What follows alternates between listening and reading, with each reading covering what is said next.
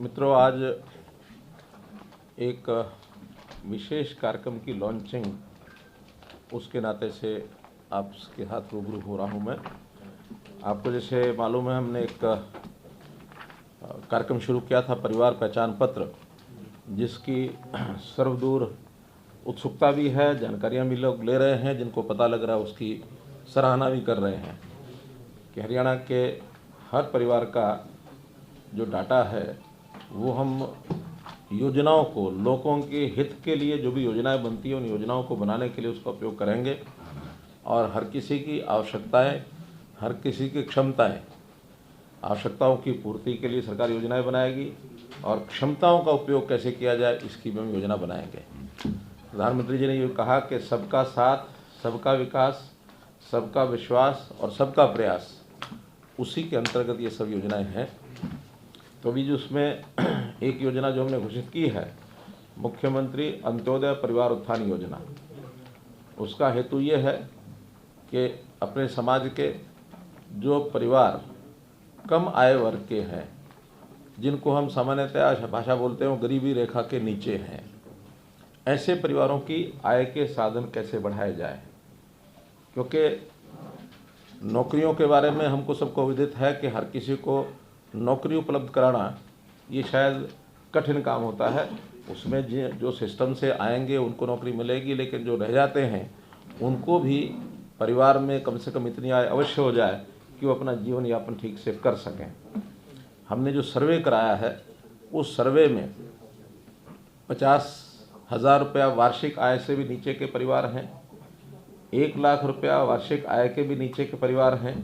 अभी 2 ही श्रेणियां हैं जिनको हमने अपने इस टारगेट में लिया है कि 1 लाख रुपए तक की आय के जो परिवार हैं उनको अवसर दिला करके कम से कम उनकी आय डबल हो जाए। 50,000 से नीचे के कोई 38,000 परिवार हैं, उनको 1 लाख तक कैसे पहुंचाया जाए, और 1 लाख से नीचे के हैं उनको 2 लाख तक कैसे पहुंचाया जाए।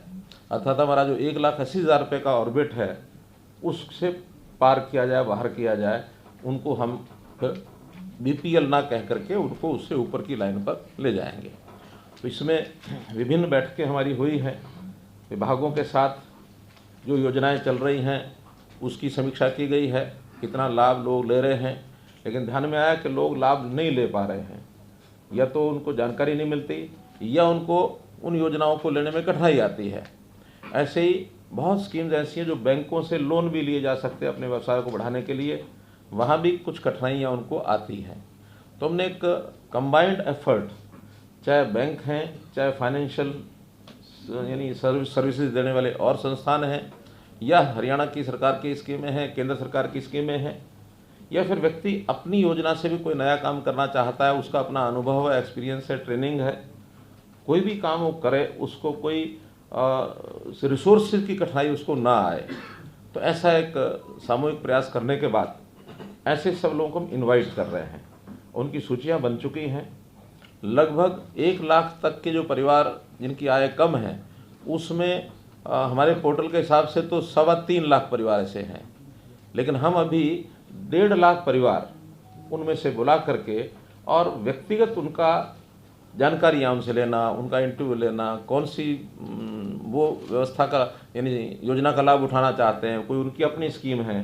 तो पहले चरण में ये काम हमारा कल 29 तारीख से शुरू हो रहा है और 25 दिसंबर तक, जिसको हमने कहा है कि कौन सा दिवस, 25 सुशासन दिवस, 25 दिसंबर अटल जी का जन्मदिन होता है, सुशासन दिवस। उस दिन तक फील्ड में हर ब्लॉक लेवल पर कैंप्स लगेंगे और उन कैंप्स में उनको सबको सूचना दे करके बुलाया जाएगा। यहाँ कम्युनिकेशन सिस्टम से सीधी जानकारी भी उनको दी जाएगी और जिला स्तर पर या ब्लॉक स्तर पर जो नोडल अधिकारी हैं वो भी उनको जानकारी देंगे। एक स्थान पर सब लोग आएंगे प्रातःकाल 10 बजे से लेकर के सायंकाल 5 बजे तक, या जिन लोगों को बुलाया है उनके सबके जब तक इंटरव्यू नहीं होते तब तक वो कार्यक्रम चलेगा। पहले चरण में अभी 3 दिन के कार्यक्रम, कुल 24 ब्लॉक्स में ऐसा हमने एक शेड्यूल ये जारी किया है। 24 स्थान हैं लेकिन उसमें किसी किसी स्थान पर 2 दिन, किसी स्थान पर 3 दिन भी, जहाँ की संख्या ज़्यादा है, क्योंकि एक दिन 500-600 लोगों से ज़्यादा वहाँ उस मेले में बुलाएंगे तो अव्यवस्था होगी। तो जहाँ संख्या ज़्यादा है वहाँ 3 दिन, 2 दिन में पूरे तो 2 दिन, और जहाँ कम संख्या है 1 दिन में उन ब्लॉक्स में इसको लगातार चला करके पूरा करेंगे। तो ऐसे 24 स्थानों का शेड्यूल ये आपको जारी कर दिया गया है। आपको दे दिया ना पत्र? हाँ, तो उस हिसाब से उन स्थानों का हमने चयन किया है। स्थान 24 जो हैं, कोशिश की है कि हर जिले में कम से कम एक ज़रूर हो जाए। अम्बाला कैंट है, भिवानी, फिर फरीदाबाद कॉरपोरेशन है, फतेहाबाद एमसी है, जाखल, फिर फर्रुखाबाद, गुरुग्राम, सिसाई, हांसी और बास, जज्जर, जींद, कैथल, कुंजपुरा, थानेसर, नारनौल, नूंह, पलवल, कालका, पानीपत, बावल, रोहतक, सिरसा, गोहाना, बिलासपुर। तो ये कुछ स्थान हैं जहाँ पर ये सारे कार्यक्रम किए जाएंगे। इन स्थानों पर नोडल अधिकारी बना दिए गए हैं। एक प्रदेश स्तर का कोई भी IAS, IPS, IFS ऐसा अधिकारी वहाँ जाएगा। एक बार जिला स्तर पर भी नोडल अधिकारी DCs ने तय करके नाम भेजे हैं, वहाँ जिले में भी जो लोग हैं एक अधिकारी वो रहेगा। कुछ जो जनप्रतिनिधि हैं उनको भी सूचना हुई है, अपने अपने क्षेत्र में जो जनप्रतिनिधि भी जाना चाहे तो वो भी वहाँ जाएगा, दिन भर रहेगा।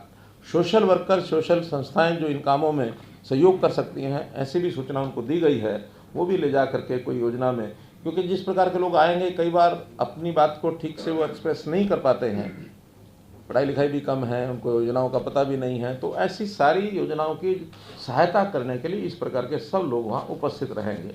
हमारी जो लोकल कमेटीज हमने बनाई हैं उनको भी सूचना दी गई है कि उनके लोग भी वहाँ उनके साथ रहें। अर्थात ये दिन भर एक मेला होगा।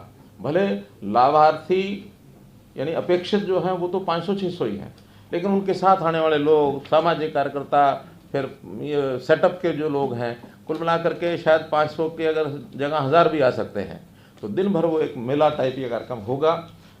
प्रयोग है, इस प्रयोग में पहले 3 दिनों में कितनी हमें सफलता मिलेगी, कितनी हमको कठिनाइयाँ आएंगी, कितने नए सुझाव आएंगे, उनको भी साथ साथ हर दिन वहाँ से जो इन्फॉर्मेशन आएगी, फीडबैक आएगा, उसके हिसाब से नई चीज़ें क्या करनी हैं।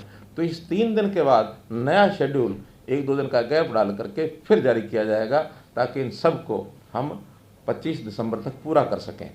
180 के आसपास ये सब स्थान हैं जहाँ ये सब कार्यक्रम जो हैं किए जाएंगे। कुल कार्यक्रमों की संख्या तो ज़्यादा हो जाएगी, क्योंकि एक स्थान पर एक से ज़्यादा कार्यक्रम जैसा मैंने बताया वो भी होंगे। तो इस प्रकार से ये कार्यक्रम बनाया गया है। वहाँ पर व्यवस्थाएं सारी बता दी गई हैं, उनको डिस्ट्रिक्ट एडमिनिस्ट्रेशन और ब्लॉक लेवल के जो लोग हैं उनको सब व्यवस्था बता दिए गए हैं। ADCs, DCs के साथ डिटेल्ड एक मीटिंग भी हुई है और उनके साथ वीडियो कॉन्फ्रेंस भी हुई है। उनको SOP बना करके जारी भी कर दिया गया है कि डिस्ट्रिक्ट एडमिनिस्ट्रेशन ने क्या करना है, विभागों ने क्या करना है, बैंक से क्या अपेक्षा है, और जो बेनिफिशियरी, संभावित बेनिफिशियरी है, उससे क्या क्या जानकारी लेनी है। बहुत सी जानकारियां तो परिवार पहचान पत्र में ले ली गई हैं, लेकिन उसके अतिरिक्त व्यवसाय के नाते, काम के नाते, इनकम बढ़ाने के नाते उनसे भी पूछताछ की जाएगी। जो योजनाएं सारी आपको एक पत्रक और दिया गया है जिसके अंदर योजनाओं का उल्लेख है सब, और इस योजनाओं में मैं अभी पढ़ रहा था, योजनाएं तो 50 से ऊपर लिखी हैं, लेकिन कुछ ऐसी हैं जो शायद व्यक्ति के लिए नहीं हैं, ग्राम के लिए हैं, बस्ती के लिए हैं, विभागों के लिए हैं। तो व्यक्तियों के लिए लगभग 42 योजनाएं ऐसी हैं जिसमें से व्यक्ति अपनी इनकम बढ़ा सकता है। तो उस प्रकार की ये सब योजनाएं दी गई हैं। इनके सब के वहाँ हर एक कैंप के बाहर कई कई जगह चार्ट लग जाएंगे। उन चार्ट्स को पढ़ेंगे, उसमें बेनिफिट यानी क्या मिलेगा उनको, लोन का मैक्सिमम लिमिट क्या है और उसकी पात्रता क्या उसमें तय की गई है। अलग अलग वर्गों के लिए, जैसे SCs के लिए कुछ योजनाएं हैं, BCs के लिए योजनाएं हैं, महिलाओं के लिए हैं, दिव्यांगों के लिए हैं, गरीबी के हिसाब से कुछ हैं, कृषि की अलग हैं, उद्योग की अलग हैं, लघु उद्योग जो है MSME है उसकी अलग हैं, और स्किलिंग की योजनाएं अलग हैं। 3 महीने का स्किलिंग का कोर्स करने के बाद उनको कोई ना कोई व्यवसाय करने में आगे कैसे सुविधा मिलेगी। तो ऐसे एक मल्टीपल एक जिसको कहना चाहिए एक अफेयर्स ये इसके अंदर बताए गए हैं। जाते ही व्यक्ति एक वेलकम डेस्क के ऊपर जाएगा, ताकि उसको कोई बात आगे कहाँ जाना है इसकी जानकारी नहीं है तो बता दी जाएगी। सब लिखित होगा तो भी एक वेलकम डेस्क होगा। उसके बाद 5-5 कम से कम 5-5 काउंसलिंग सेंटर्स होंगे। वो किसी भी एक काउंसलिंग सेंटर पर जाएगा, सब जानकारियाँ ली जाएंगी, उससे पूछताछ की जाएगी कि किस प्रकार का काम वो कर सकता है।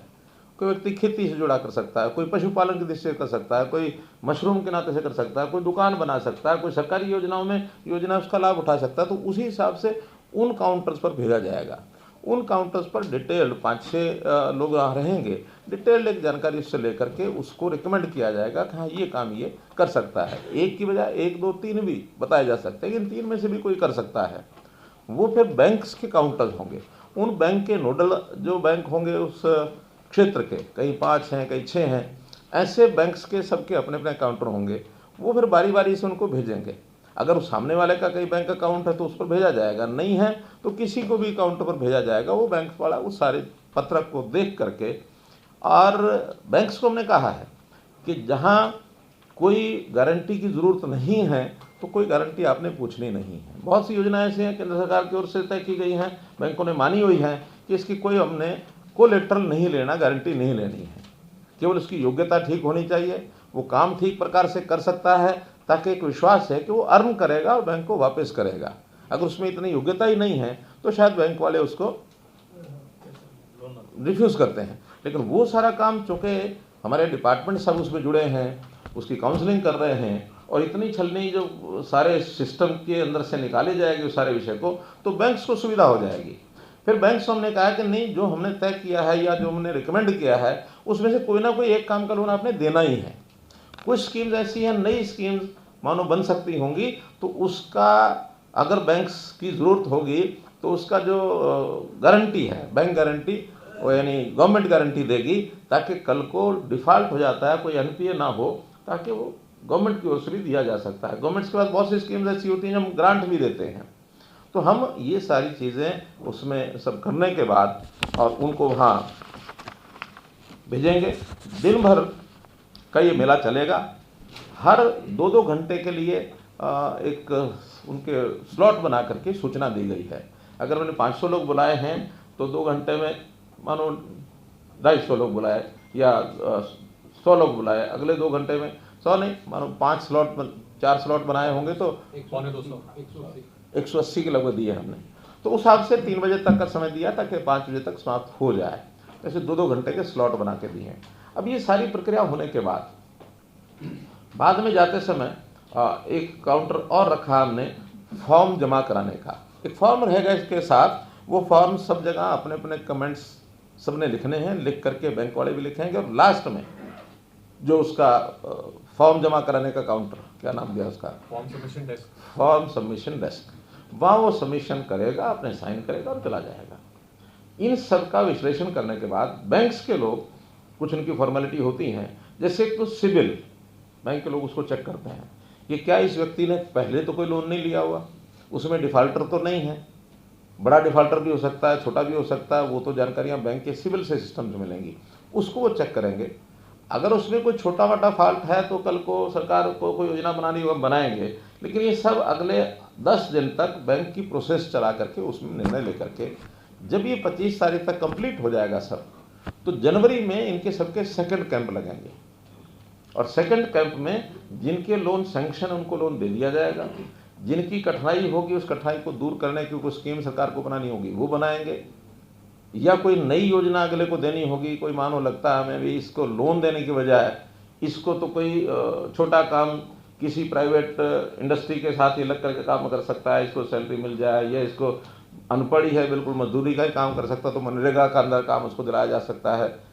तो बैंकों के अंदर कोई डिफ़ॉल्ट इस प्रकार का मिलता तो उनको बिना लोन के भी उनकी इनकम कैसे बढ़ सकती है, इसकी योजना बनाई जाएगी। लेकिन जनवरी में इन सबको लोन दे दिए जाएंगे। तो इस सारे चरण में अभी 1.5 लाख परिवारों को बुलाया गया है। 1 लाख परिवारों को सहायता ज़रूर हो जाए, उसके बाद फिर सेकंड फेज में बाकी जो लोग बचे उनको लिया जाएगा। तो इतना ये एक कार्यक्रम है आपको बताने के लिए।